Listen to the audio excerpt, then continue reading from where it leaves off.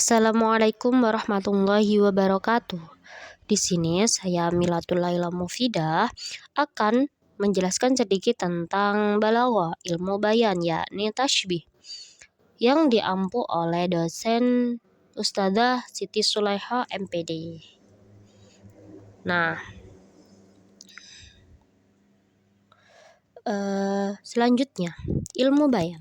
Dalam ilmu bayan, perkataan atau kalimat yang disampaikan oleh mutakalim meninggalkan kesan pada mukhatab.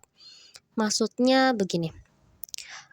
Kalau ada kata kamu cantik. Nah, itu bukan termasuk ilmu bayan, tapi itu termasuk ilmu ma'ani. Kalau ma'ani kan sebatas perkataan saja. Terus kalau ilmu bayan gimana contohnya? Ya, contohnya itu seperti kamu cantik seperti bulan. Nah, berarti kan di situ akan meninggalkan kesan pada mukhatab tadi. Kamu itu cantik seperti bulan, begitu. Itu namanya ilmu bayan. Seperti diibarat-ibaratkan begitu.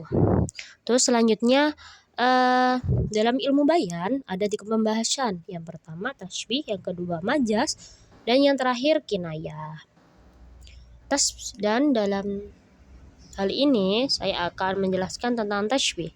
Apa itu tasybih? Tasybih adalah penyerupaan. Tasybih juga mempunyai rukun. Ada 4 rukun tasybih. Yang pertama, al-musyabbah, sesuatu yang diserupakan. Yang kedua, musyabbah bih, sesuatu yang diserupai. Dan yang ketiga ada tasybih, alat atau perantara tasybih. Dan yang terakhir wajhus syabbah. Apa itu? Sifat yang menjadi letak kesamaan. Begitu. Langsung kita pada contohnya. Badanuhu kasajari fil qamati, yang artinya badannya itu seperti pohon dalam perawakan, begitu.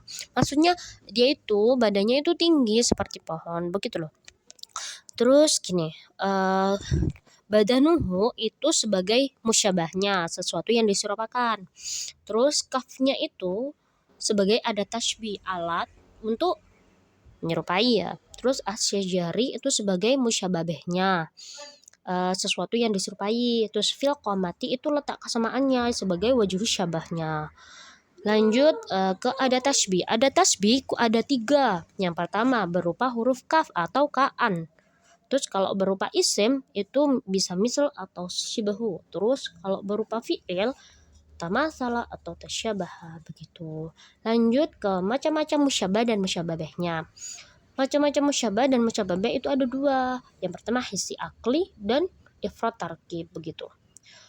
Kalau hissi itu bisa dirasakan dengan panca indera, sedangkan akli itu cuma dengan akal doang. Terus yang kedua itu ifrat tarkib. Ifrat itu yang berarti tunggal. Dan katanya itu juga tunggal bentuknya gitu. Terus kalau tarkib itu berbentuk kalimat begitu. Terus langsung ke contohnya ya. Yang pertama musyabahnya hissi, yang berarti bisa dirasakan oleh panca indera ya. Terus musyababahnya hissi juga. Terus contohnya itu wajuhu kalmal abi fil wasi'i. Artinya wajahnya luas seperti lapangan. Lah wajuhu itu kan termasuk hissi, bisa diraba kan, bisa dilihat wajahnya, terus bisa disentuh wajahnya. Nah, itu termasuk hissi. Terus mal'ab itu sebagai musyababahnya, juga hissi, lapangan bisa dilihat gitu. Terus yang kedua, musyabahnya akli dan musyababahnya akli. Gimana contohnya? Di situ bisa dilihat di nomor 2 itu. Sifatuka kal ahlaki fit tayyibi. Sifatmu baik seperti akhlak. Nah, berarti intinya sifat itu kan akli ya, nggak bisa dirasakan oleh panca indera. Kal ahlaki, akhlaknya juga hissi begitu. Akhlaknya juga akli begitu. Nah, terus selanjutnya yang ketiga musyabahnya hal hissi, musyabahnya akli.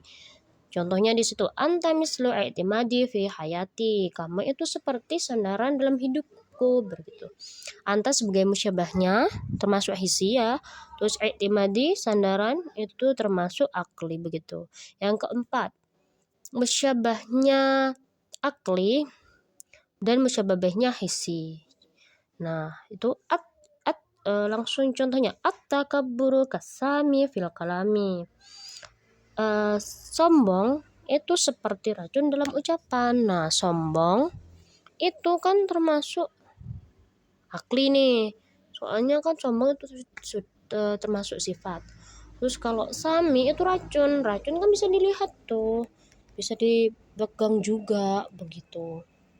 Terus lanjut ke musyabah dan musyababahnya yang ifrad dan tarkib.